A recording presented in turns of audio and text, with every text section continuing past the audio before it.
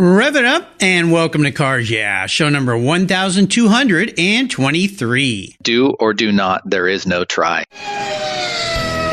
This is Cars Yeah, where you'll enjoy interviews with inspiring automotive enthusiasts. Mark Green is here to provide you with a fuel injection of automotive inspiration. So get in, sit down, buckle up, and get ready for a wild ride here on Cars Yeah.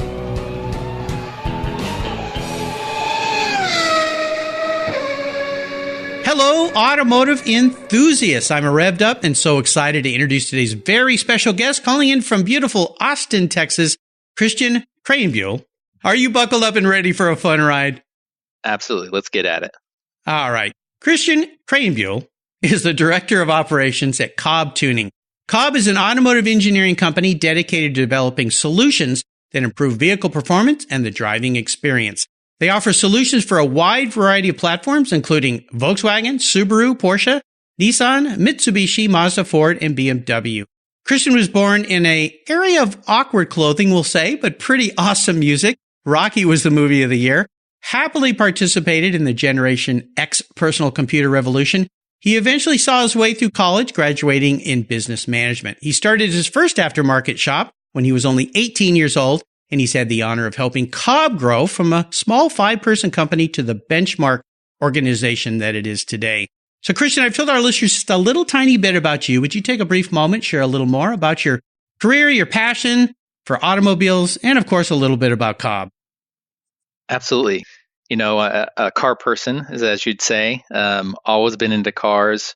For me, it's one, about the history, nostalgia, and then 2, the technology. And then I'd say 3, the physics. You just learn kind of how the world works. So at a very young age, I remember pointing out the window of my dad's station wagon, say, "Hey, I'm going to drive that car when I'm 16." And I was 14 at the time, and it was a Honda CRX. And my dad's like, "Really?" I'm like, yeah, that's it. That car's a perfect compromise. Good gas mileage. It's sporty. It's going to do everything I need to do. It's not too expensive. Ever since there, I've just been immersed in the industry and done my best to continue to keep up and help lead and participate where I can. Absolutely. Well, I'm excited to have you on the show, Christian, because I've known about COBB for a while. A lot of the car magazines I get, you guys advertise in. I've looked at what you guys do. But I'll let my listeners know and watch me on social media. My next door neighbor, a lot of my listeners know, just bought a Ford Raptor, and he's ordered some things from you guys that he's going to install on his truck and has asked me to come over and help. We'll do some little videos and stuff and kind of see what that does to an already awesome truck. I mean, the truck is incredible as it stands. Pretty darn cool. Well, as we continue on your journey, I always like to start by asking my guests for a success quote or a mantra. This is some kind of saying that has meaning for you, and it's a nice way to get the inspirational tires, in this case, smoking here on Cars Yeah. So, Christian, take the wheel. Sure. I'm a big fan of, I guess Star Wars. So do or do not, there is no try. So that's from Yoda.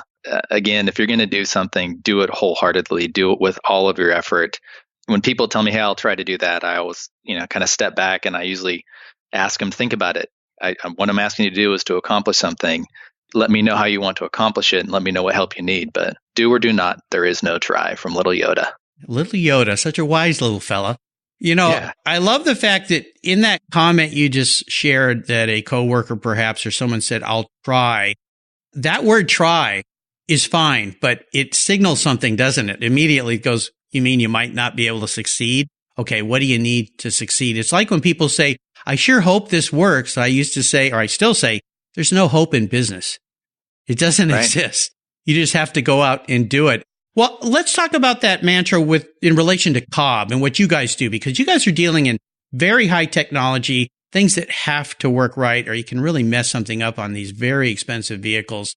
How does that relate to how you go about the technology side of COBB and the products you guys produce?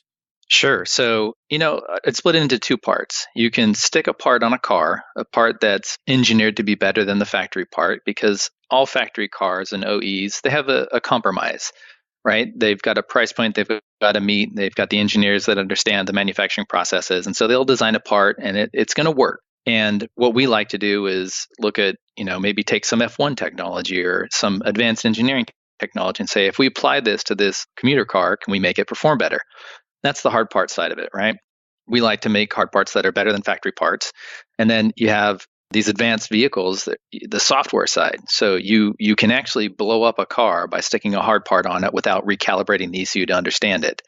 And so for us, that's been kind of the key ingredient for us, is that we have this phenomenal hard parts engineering team led by Billy Brooks, one of our engineers that's been here forever. And I've known him since he was like 16 years old.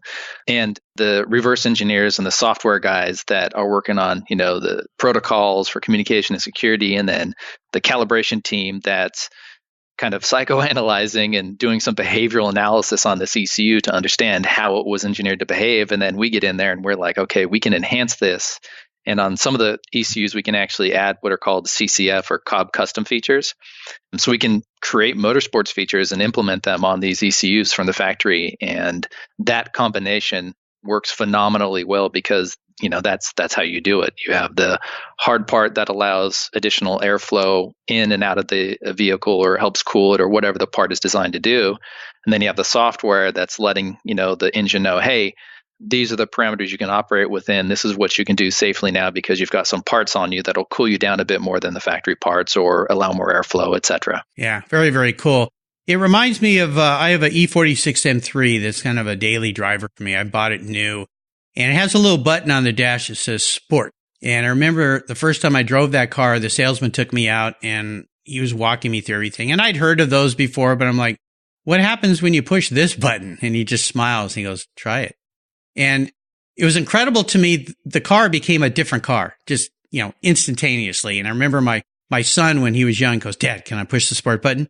And, you'd push that thing and it turned into this other monster. So that's the way I like to think about some of the things you guys are doing, is it brings another life into the vehicle, if you will. Absolutely. Yeah, very cool. Well, let's talk about a story that instigated your personal passion for cars. Is there a pivotal moment in your life when you knew you were going to be a car guy? Maybe different than the time you were riding in that car with your dad and said, that's the thing I'm going to drive someday. Honestly, that was literally it. My parents, there was an automotive banter between them. So my father had a GTO and my mother would be like, you know what that means, son? And I'm like, I don't know. What does GTO mean? She's been gas, tires, and oil. That's all he ever spends money on. And so, and it was a good, fun, friendly banter. But my mother always had these really, now that I, thought about it, really neat cars, a Volkswagen Beetle. She had a Toyota Celica Supra, little sports car. She had Saabs, which are a quirky, Swedish car. And we always just talked about cars. It was always something fun that we could do. And that was kind of my introduction into physics, right? Because my dad would explain to me kind of how this works. And I was just like, oh, this is awesome. This is airflow and this is fuel and air-fuel ratio and all this. And it's just fascinating to me. Very cool. Gee, and I always thought GTO meant goat. Yeah. That's pretty cool. Gas, tires, and oil. I love that. Yeah, pretty much. You deal with a super muscle car, I should say, like that. Well, let's talk about some challenges or maybe even a failure that you faced along the way that became a valuable learning lesson. I know they're not fun when we go through these things, but they're really important because they teach us things if we look at them that way. And they can be really, really good experiences when you look back, not during the time, of course, but kind of walk us through one of those for you and tell us how that experience helped you gain even more momentum as you move forward in your business, your career, or your life. Absolutely. So we were fortunate enough to be invited to build a car for the 25 Hours of Thunderhill. We were actually asked to build, I think, 3 vehicles, 2 BMWs. The BMWs are kind of this famous little group, Larry Webster, Chubba, Joey Hand, a couple phenomenal race car drivers were driving that for this big promotional thing that BMW had at the time. They were diesels, et cetera. And then we had another vehicle that we were preparing for a Japanese driver that was flying in town. It was a Suzuki SX4. It wasn't turbocharged. They had asked us if we would turbocharge it and we'd, build it out. And so we bought a stock ECU, we bought a stock head, we did everything we could ahead of time to prepare, but we were literally going to be given 5 or 6 days to finish this car, start to finish. And so that was an extraordinary challenge that, when I showed up at the time, the throttle by wire was relatively new to cars. And so the car didn't have a throttle cable going out to the, throttle body. And so it was just a lot of technical challenges. And it was a little devastating because the gentleman that kind of ran the race program, I had a bit of a conflict with him because I started to go through these parts. We spent, sleepless days getting this thing ready to go. And it was time to get the race wheels on the vehicle. And I opened the box of these race wheels and I pull them out, and they're demo wheels where they're shaved, they're cut in half. So you can see the form of it, but we needed to get the wheels on it to roll it to do some test and tune, and no go. And no. I was like, I looked over at this guy, and he's a very well respected. I'm not going to repeat any names, but I was, are you effing serious? I really? cannot believe this. To me, just the attention to detail, the devil's in the details. That is really what matters. And we had just exhausted ourselves, and we should have been a little bit more diligent. But from that point on, I vowed I will not make that simple mistake. If our team's going to try and do something, I'm not going to try. I'm going to be very diligent. I'm going to look at these details, and I'm going to understand aspects of this, whether it's logistics or whether it's the technical side, and make sure that we've enabled this team to succeed, because failure is a phenomenal lesson. Don't get me wrong. One of my sayings, my father, anytime something happened or I did something stupid, he would just sit there and wait for a good pause. And he'd say, "Did you learn a lesson?" And then he wouldn't leave it there. He would then ask me what that lesson was, and I had to reiterate it. Yeah. So, very cool. Well, looking back on that very challenging time, and oh my gosh, that's a really compressed time period to do what you guys had to pull off. Is there anything you learned from that? I'm going to play your father here for a moment. Is there anything you learned from that experience that you would go, if you had to do it all over again and you knew that, you had the knowledge, that you would do differently?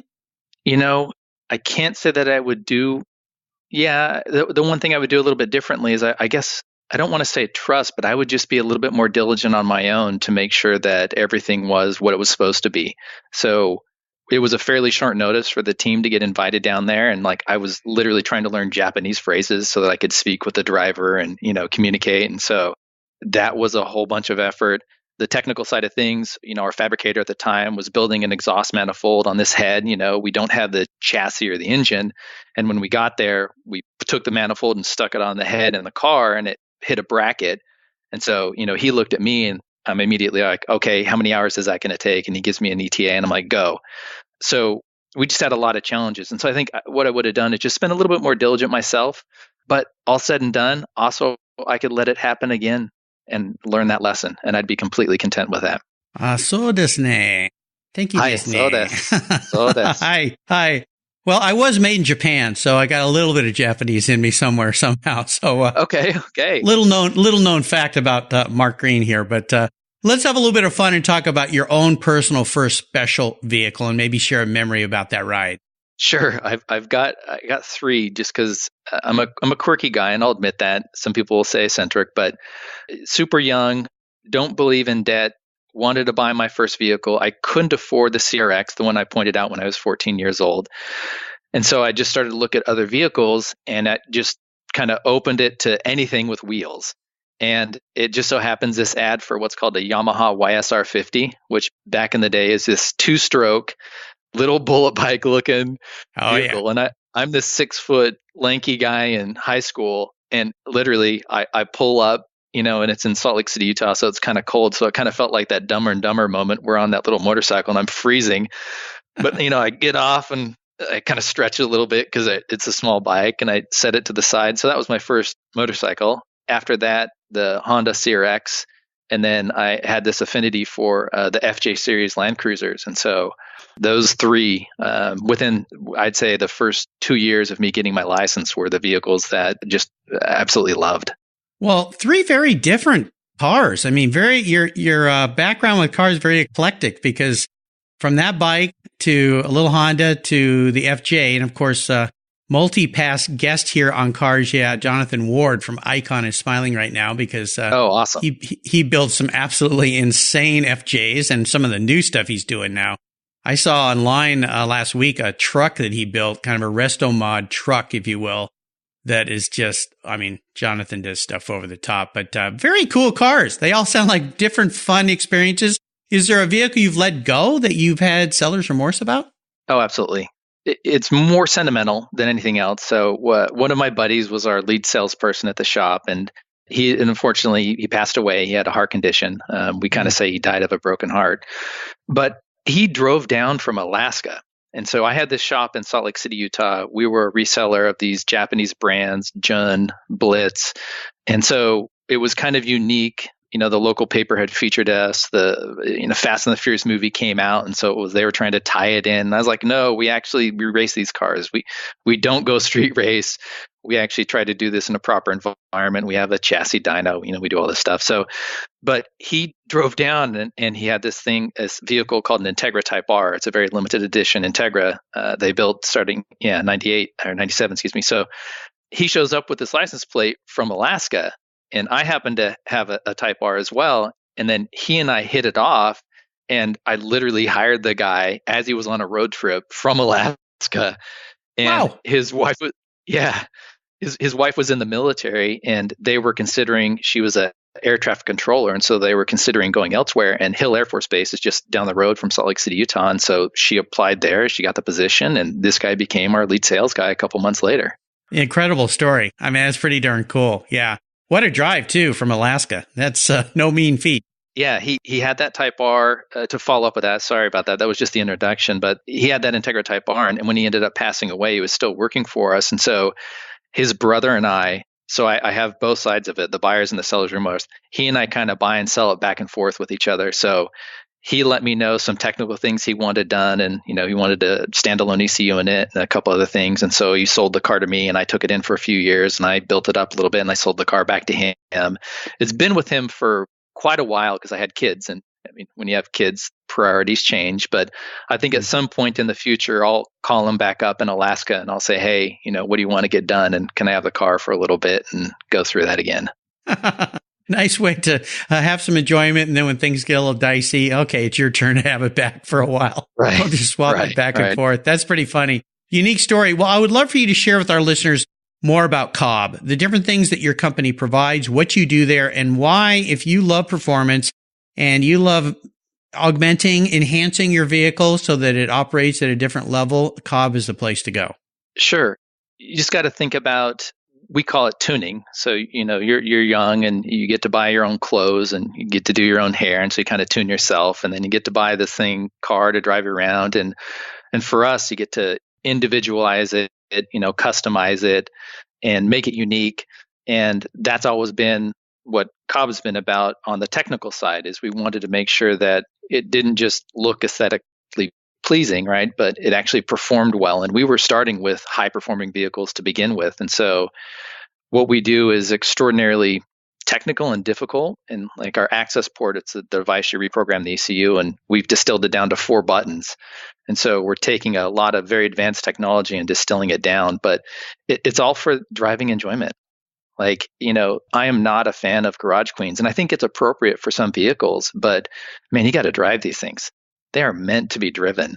And It is just so much fun to kind of take the car from the factory, and they've done a very good job, and then just tweak it here or there or tune it and enhance its performance, whether it's, acceleration, braking, shifting, flat foot shifting, like an advanced feature. Those are all things that just enhance the drive. And if you're going to drive, you might as well enjoy it.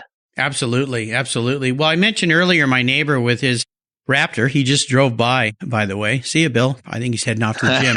But so let me give you an example. Like my daily driver is a 2005 E46 M3. The car is completely stock. Awesome car. Love the car. Bought it new. It's just one of those things that I thought I can't ever let this car go because it does everything. But it can always do a little bit more, right? So give me an example of how I would look at COBB in relation to my E46 M3. Sure. So for us, we immerse ourselves in it. So we would purchase an E46, and then we would put it on our chassis dyno, and we would measure its power output. We'd have the hard parts engineered, take a look at it and try to kind of spot out some low-hanging fruit, like what was a compromise from the factory and what could we do to enhance performance. We happen to have an employee here that owns an E46, and so we'd probably go get him and be like, hey, what have you done thus far? How does it perform? What's like the single best thing we can do? So we like to find kind of bang for the buck. The access port does that phenomenally for the ECU and the transmission control side of things if it's available on that car. And then hard parts wise, the data doesn't lie. You run it on the dyno, you run it at the track, you pull down the data, you analyze it, you make a part. So we've got a rapid prototype machine here. We may print a part, put it on the vehicle, and literally run it with this printed part. And if it works as we'd expect, then the hard parts team works with some of our suppliers and or with the fabrication team in back and goes, all right, how are we going to make this? That's how it starts. And then, we hold ourselves accountable. You can't sell something that doesn't enhance performance. And so that's something we've always prided ourselves on. And we make sure that we hold that true to our customers because, if you're going to pay for something, it's got to work. Absolutely, especially in this capacity. Well, I'll remind our listeners, if you've not been to the website, COBB.com, is that correct? COBB Tuning, COBBTUNING.com. Perfect, great. I'll make sure I put a link to that on Christian's show notes page on the Cars Yeah website. Check this out and watch my social media here in the coming weeks because we're going to put some COBB products on my neighbor Bill's Raptor, and we're going to see what it does, how it feels, and I'll give a real honest upfront commentary on what my experiences are with that vehicle. I've only driven it a few times. He drives it every day. But it's a kick-tail truck. I mean, it goes fast. It's incredible. Yeah, I'm not trying to plug us too much, but if you search COBB Tuning Raptor, we've got a video out. We have an in-house, content crew. So this guy named Roger films all these. He creates the scripts, and one of our guys, Mike McGinnis, is a driver. He's also a driver coach out at COTA on an occasion, and he races a wide body GTR that's just ridiculous, makes like 900 plus wheel horsepower. But these guys created this video, and it's a phenomenal truck from the factory. And so, there are things that we aren't going to make any better, or at least not much better for the little amount of money. And so what we've done is try to identify those parts that Ford kind of makes a slight compromise on for cost or whatever. And we looked at it, and that truck, most Fords, and this is a broad generalization, but they compromise on the intercooler. And so we had a core design that fit really well and works with a bunch of different bumpers and the intake. And that's what we've got, and an access port. And we've got some more products that'll be coming out soon. But we kind of educate people on the path towards modifying. And so we want to make sure that we find the best bang for the buck. So we put together these stage packages so people can say, hey, I want stage 1, I want stage 2, I want stage 3. And we publish all the data on what they all do. And it's really up to you as to, what you can afford and what you want to do with the vehicle. Very, very cool. Well, again, if you go to Christian's show notes page on the Cars Yeah website, you'll see a great picture of he and his team and a beautiful blue Ford Raptor that they did some work on. So again, watch my social media in the coming weeks here, or it'll be the coming weeks here, I think, because I've got to go off and shoot some TV for the Cars Yeah TV show in the next couple of weeks. So when I get back, we'll do all that. Well, Christian, up next is the last lap before we put the pedal to the metal. Let's say thank you to today's Cars Yeah sponsors. Hey, Cars Yeah, I'm a huge fan of Covercraft. I've protected my vehicles with their products for decades. Want to keep your vehicle's interior looking new? It's easy with Covercraft seat covers. They'll protect your seats from the daily abuse of pets, children, weekend adventures, and even those everyday spills. It's a fast, easy, and inexpensive way to keep your vehicle looking new. All Covercraft seat covers are easy on, easy off design that are machine washable. You can choose from many fabric options, colors, and accessories, all designed and carefully sewn for your special vehicles. Their seat gloves are semi-custom fit for cars and trucks, and their seat savers, a favorite of mine, are custom tailored to fit your seats like a glove. Work truck seat covers are tough, durable, denim weight fabric. It's like putting a pair of rugged jeans on your truck's seats. Want to stay warm? Covercraft also offers seat heaters. Covercraft is the right choice. Learn more today at covercraft.com and tell them Mark at Cars Yeah sent you. That's covercraft.com. Are you looking for a way to get your products or services into the ears of thousands of automotive enthusiasts around the globe? I can help.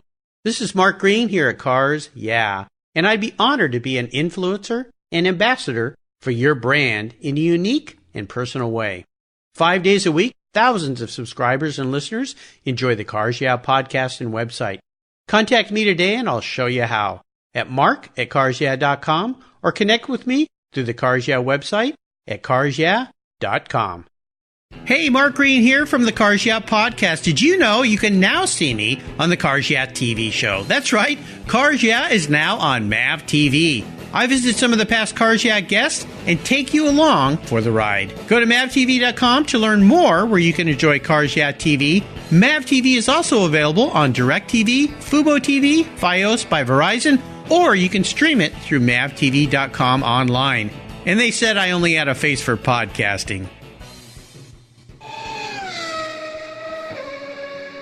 All right, we're back, Christian, and here's a very introspective question for you, kind of how you feel about yourself.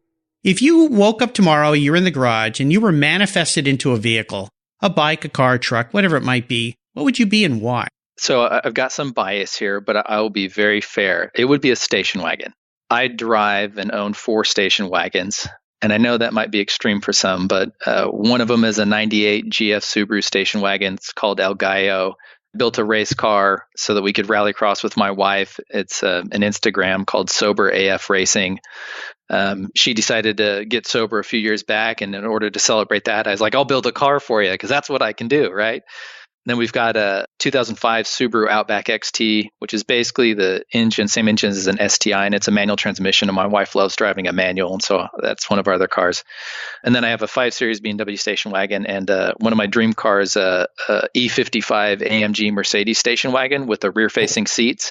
Oh, yeah. And so I would be manifested as a station wagon. I grew up with my father driving a station wagon his whole life and had the rear-facing seats. The extraordinarily unsafe, you can roll the window down by yourself and back. And I've got stories which we'll wait for a later time where we used to camp quite a bit. And, I remember we would drive down these washboard roads, and my brother and or sister, I would be out the back of the car at 30 some odd miles an hour, and my dad's, swinging the back end around, and horribly unsafe, but it was a phenomenal memory. So I would be a station wagon, and it would be something similar to like the, Volvo T5R, the Mercedes AMG station wagons, where they still are reliable and perform well. Yeah, absolutely. Yeah, it sounds like you're a station wagon, Christian, for sure. That's great. Yeah, we had Oldsmobile Vista Cruiser station wagons in the 60s when I was a kid. And aside from my sister and I being able to sit in the back, having those windows above us with our own little visors, because they had the glass up above, kind of like the old VW buses. We thought we were the coolest thing. Yeah. But that's so cool. Wagons for sure. Yeah. And the Mercedes, I got to drive a brand new Mercedes wagon a couple months ago, the AMG. I mean, oh my gosh. I just remember driving that car, and every time you went around a corner, one of the bolsters, the side that you would tend to lean against, would inflate to hold you in place. And the guy was with me. I go, what's going on with the seats? And he goes, isn't that cool? It just hugs you. I thought it was great. My vehicle has that option. It's called dynamic seating. And so I literally press a button, and it takes input from the steering wheel and, yaw the vehicle. And so if you're turning left, it knows you're going to slide left. And then the mechanical bolster comes in and says, nope, I got you. Right. You're going to turn, it's hilarious. It's phenomenal. It's great. A little bit of a hug from your car. Yeah, you got to love it. I think it's great. Right. Well, we're up to the last lap, and I'm going to fire off a series of questions and ask you to give me some quick blips of that station wagon throttle as we go through these. So here we go. What's the best automotive advice you've ever received? Honestly, realistically, stay within budget. Set a budget. Don't destroy yourself building something. I've seen a lot of people do that. And just be realistic. If you can't afford to do what you want to do, you can always have a dream. You can always have an ambition. Just be realistic, to be fair. That's what I would say. Be realistic. Yep. Great advice. Would you share one of your personal habits you believe has contributed to your many successes over the years? I'm a big fan of practicing yoga and meditation. You've got to take the time to make sure that you yourself are organized, you've slept well, you've got all your to-dos taken care of. You make sure the critical things are addressed, and then you're ready to take on the world, because the world can be fast. It can be cruel. So just take the opportunity to kind of slow yourself down intentionally and make sure you're doing the right things with the right people. And taking care of yourself. Your comment strikes hard, because I'm reading a book right now. My son gave me 12 Rules for Life by Jordan Peterson. And his second chapter talks about the importance of taking care of yourself and why some people don't take care of themselves. And I won't go into all the in-depth parts, but it really struck a chord with me, and how he basically at the end says, you are worth it. Why people will take so much better care of other people, like if they're sick or whatever, than you will take care of yourself. Or they'll take so much better care of their dog or their cat. Make sure they get all their medications. They get the right healthy food. And then they don't take their medications. They go to a fast food joint and they don't take care of themselves. So, that struck a chord with me. Take care of yourself. You are worth it. And people who love you feel the same way. You are worth it. So, excellent. All of us serve multiple roles. We wear multiple hats. And so I can go to work and I could completely exhaust myself in a 10 or 12-hour day. But then if I go home and my kiddos, they greet me at the door, they want to do something. The kid wants to throw a football and he wants me to do some Scrabble with her, wants me to do some paintings or drawings. I can't do that if I exhaust myself. And so you just have to step back and be very conscious. When I'm at work, I have to absolutely take care of everybody. I need to work hard. So you have to care. You're at work to perform. You yourself have to contribute. You have to make sure you're doing what you can to make the place a better place. Same thing when you go home. If you're exhausted, your kiddos aren't going to understand what that is. They're just going to be like, Dad came home and he passed it on the couch. People talk about the work-life balance. I just see it as if you're at work, you need to perform well, right? And as you go home and you're a father, a husband, or whatever you have to be the best that you can be. So make sure that you're very intentional with what you do. And that's where the meditation and the yoga helps out. Great advice. I could use some of that advice myself. Do you have a resource that you'd like to share with our listeners that you find very compelling, fun, or exciting? Yeah, so I'm a geeky tech type, so I like checking out the Moto IQ website. I do like some nostalgia. A buddy of mine heads up a shop called JDM Legends that I'll check out, and then I also like Jalopnik, which is, I just love the humor when it comes into looking at automobile things where they ask these esoteric questions and then they answer them with like no BS answers, and I appreciate that. So those are some sources that I like to rely upon. Great resources. Now, if I could arrange for you to sit down and have a drink with anyone in the automotive industry, living or deceased, who would that be? It would be Henry Ford. And I would get into the micro and the macro, like, hey, this assembly line thing, and hey, this, supply stream, and, hey, this management, and then, hey, this living wage thing. And now you've got this demand with people that have money, and now you've created demand with the people that make these cars by paying them more. And did you understand that you were going to do that and create some hopefully long-term discourse or resolution for what we kind of see in today and every once in a while when it talks about, the teachers going on strike and et cetera, and making sure that the valuable people in this world, which I would consider a teacher to be very valuable, why aren't they making as much as an NFL player? And nothing against the NFL, but you get what I'm saying is that we should cherish those people that are trying to make this world a better place and make sure that they're getting paid reasonably well to do so. Absolutely. How about a book? Is there a book you've read that you'd like to share with our listeners? Well, maybe one for entertainment, How to Get Rich. I think it's by Felix Dennis, the guy that heads up Maxim magazine. It's more for humor. He's a Brit. He's got this phenomenal humor. He's got these stories with John Lennon, etc. It's not my desire to be rich, but it was a book suggested to me, and as I've been reading it, it's pretty phenomenal. I'd say The 5 Love Languages, again, just like a personal thing, just trying to make yourself better, understanding that. And then Joint Custody with a Jerk. So I've got a few friends. I've got a few friends that are going through a divorce and a separation, and they've asked me to, be within their network and to help and support them. And so I'm educating myself on what I can do to be supportive and help them. And it's really all said and done. It's just a communication book. That's really all it is. It's good. It's got a witty title, but it's a communication book on how to communicate better. Well, that's the key. When I was working at my previous career for 20 plus years, I used to say to folks where we were having difficulties, communication is the key to our success, and the lack of communication is the reason for our failures. And it was always that way. Whenever there was trouble going on, it's because two people were not communicating well. One wasn't listening, the other wasn't listening. They both weren't listening. They both were talking too much. It's the same, that with relationships, with friendships, whatever it is, communication is so important. I could not agree with you more.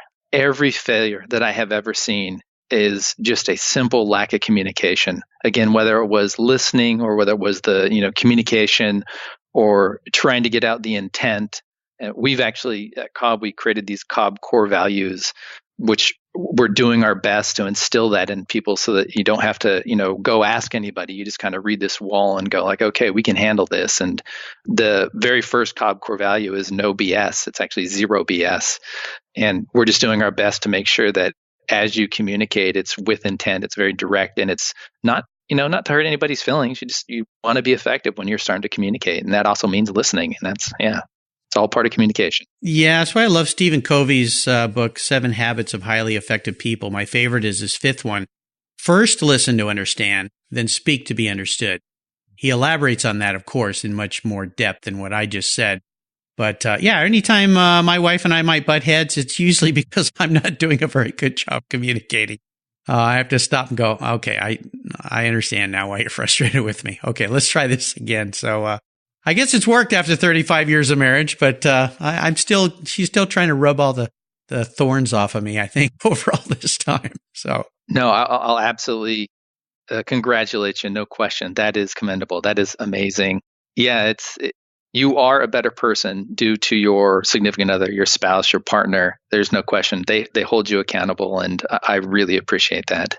Oh, yeah. Jill does for me. She's way smarter than I am, so she keeps me on my toes, that's for sure. So I took my mom's advice. Marry a woman who's smarter than you. She'll always have you reaching higher for a higher bar, and that's certainly the case. Well, I'll let our listeners know that you can find all these great resources on Christian's show notes page on the Cars Yeah website. And I'm going to spell Christian's last name since I butchered it so terribly at the beginning of the show. Krahenbuhl. And I'm going to have you say that for me one more time. Sure. It's a Christian Krahenbuhl. And to be fair, I've had that name pronounced once correctly my entire life. And so that's fine. It's just difficult. A fine Swiss name for sure. All right, Christian, we're up to the checkered flag, and this last question could be a bit of a doozy. Today, I'm going to buy you any cool collector car on the planet, but there's a couple rules to this game. One is, this rule you've got down. You have to drive it, no garage queen, so that's an easy one for you. The second one is a little tougher. You can't sell it to buy a bunch of other toys with. You got to keep it, so you're going to be stuck with this, so choose wisely. And the last one is it's the only cool collector car you can have in your garage. That makes it even harder, so choose wisely. I whittled it down to 5 cars early in my life, and I've acquired and owned 2 of those 5. Whether or not I'm capable of getting the other 3, we'll never know, but I'll shoot for it still. I've got that ambition.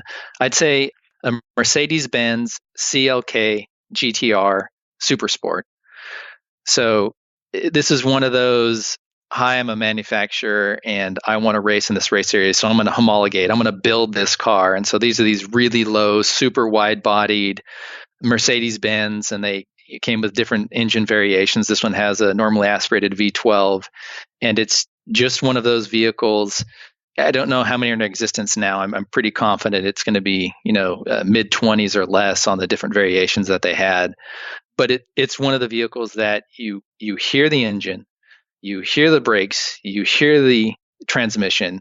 It's not overwhelming in any one particular aspect. And it's just one of those cars that made an impression on me. Like many of my generation will have the Countach or the Ferraris with those lines, and the Mercedes-Benz CLK GTR, and that's the one that I would have. Oh my goodness, man. Yeah. Insane car. Those were made 97 through 99, I believe. They participated in the 24-hour Le Mans.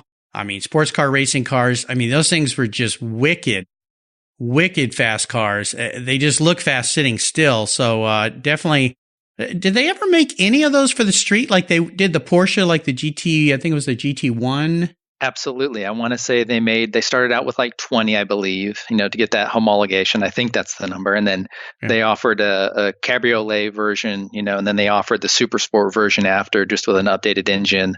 So yeah, they're out on the road. They can be made road legal. I'm not sure about the US, but again, that would be the car that I would have, and I would be the guy that drove it to the local grocery store. I would not have a problem with that in any way, shape, or form.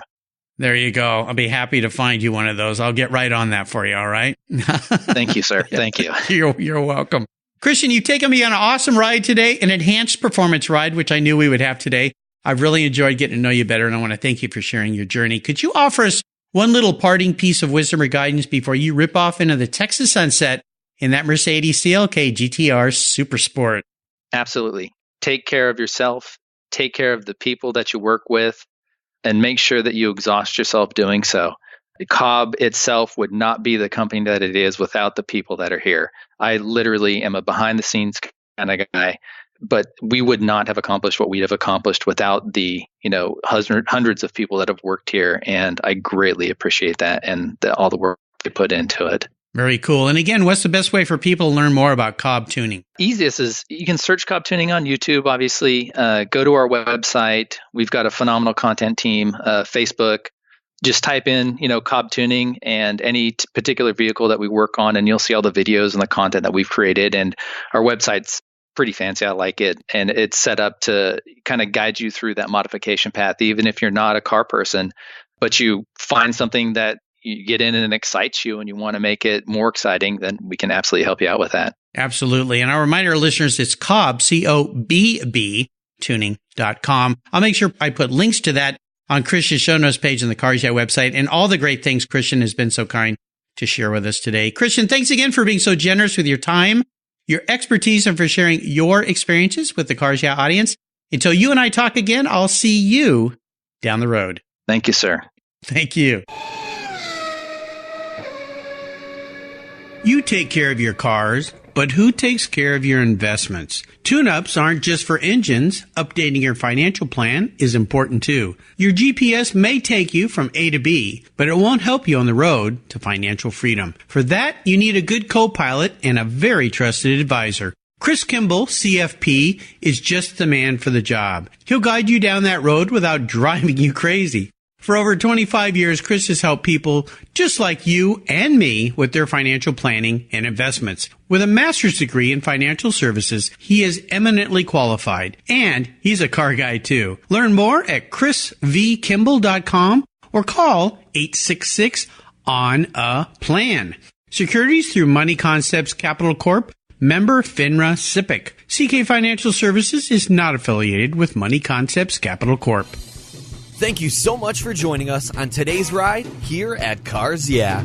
Drive on over to carsyeah.com to find show notes and inspiring automotive fun. Download your free copy of Filler Up, a fun book filled with gorgeous photographs of fuel filler fun, including quotes from more inspiring automotive enthusiasts. Download your copy today, and we'll see you next time on Cars Yeah.